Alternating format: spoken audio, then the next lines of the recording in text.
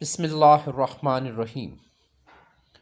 Major Ayaz حسین شہید، حب الوطنی اور وفا کا پیکر۔ شہادت وہ عزت، مقام، مرتبہ، تاج اور فضیلت ہے جس کی تمنا ہر مومن کے دل میں مچلتی ہے۔ یہ ہر مسلم کی آرزو اور دلی خواہش ہے، لیکن اللہ تعالیٰ اس کے لیے انتخاب اپنے محبوب بندوں میں سے کرتے ہیں۔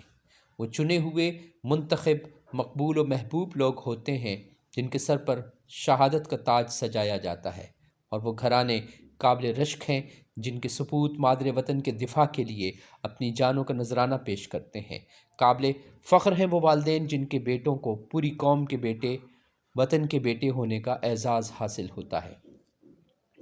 وطن کے ایسے ہی ایک قابل فخر، نڈر، دلیر، بہادر، شجاع، انتہائی قابل اور باصلاحیت بیٹے میجر ایاز حسین قرائی تھے، جنہوں نے عظمتوں، شہیدوں اور غازیوں کی امین پاکستان آرمی میں شمولیت کا فیصلہ کیا، اور یوں اپنی جوانی کو اللہ کے سامنے جھکنے کی لذت سے آشنا کرنے کے ساتھ ساتھ وطن کے عشق سے بھی وابستہ کر لیا۔ ایاز حسین کے خمیر میں محبت اور وفا کی خوشبو رچی بسی ہوئی تھی۔ وہ جس کا تعلق صوفیاء، اولیاء، علماء، محدثین، دانشوروں کی سرزمین سندھ سے تھا، جس کی شخصیت میں کردار کی خوشبو تھی، وہ جو عزم، ہمت، حوصلے، بہادری، دلیری، بے خوفی جیسے ہتھیاروں سے لیس تھا۔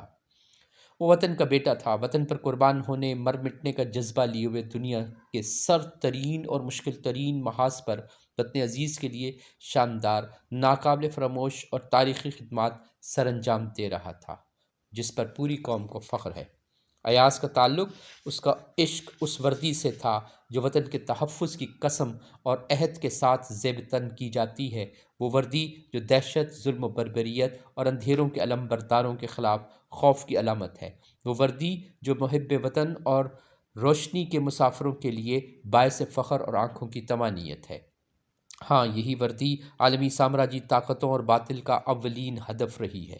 اس وردی کا رشتہ اس سرزمین سے، اس کے سبز ہلالی پرچم سے اتنا اٹوٹ ہے کہ انہیں الگ کر کے نہیں دیکھا جا سکتا۔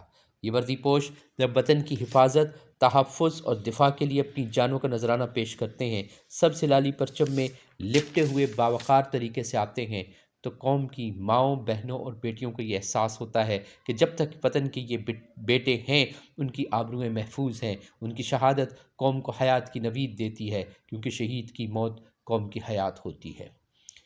میجر ایاز حسین ایک انتہائی ذمہ دار، فرشناس آفیسر تھے جو ملک کے سرد ترین علاقے اسکردو میں ہیلی کاپٹر کے پائلٹ کے طور پر اپنے فرائض انجام دے رہے تھے۔ وہ ستمبر 2020 میں اسکردو میں تعینات ہوئے اور روزانہ دن کو اپنے ہیلی کاپٹر کو ان برپوش پہاڑوں میں لے جاتے اور اپنی فوج کے جوانوں کو غذائی اشیاء، ادویات، ہتھیار، فضائی معلومات فراہم کرنے کے علاوہ بیماروں کو اسپتال لانے، برف میں دبے ہوئے فوجیوں کو نکلوانے اور دیگر امدادی سرگرمیوں کو بڑی جانفشانی، ذمہ داری اور تندہی سے سر انجام دیتے رہے۔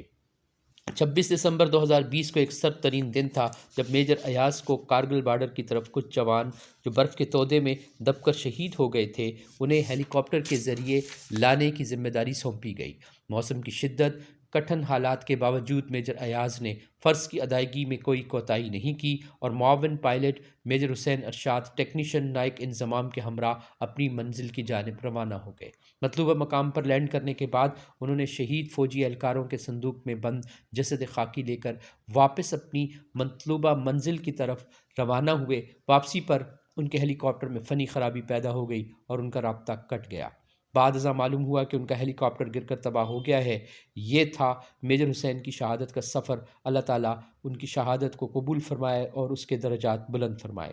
قوم کے اس بہادر جانثار جری سپوت کو پورے اعزاز کے ساتھ ملیر کینٹ کے نزدیک ٹول پلازا کے قریب قبرستان میں دفن کیا گیا۔ کسی نے مٹی سے پوچھا کہ یہ تمہارے اندر عجیب سی خوشبو اور مہک ہے، یہ مشک ہے یا بیری ہے؟ مٹی نے جواب دیا کہ میں تو ایک معمولی سی حقیر سی مٹی ہوں، مجھ میں جب شہید کو دفنایا گیا تو یہ اس کی صحبت کا کمال ہے کہ مجھ میں یہ خوشبو پیدا ہوئی۔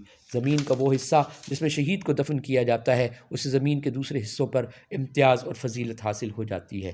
وہ حصہ خود کو خوش قسمت تصور کرنے لگتا ہے۔ شہید ایاز پوری قوم کا فخر ہے، اس کا گھرانہ خوش نصیب ہے جس کے دو جوان میجر ایاز حسین اور میجر محمد خان نے شہادت کا تاج پہن کر پوری قوم کے سر کو فخر سے بلند کر دیا۔ میجر ایاز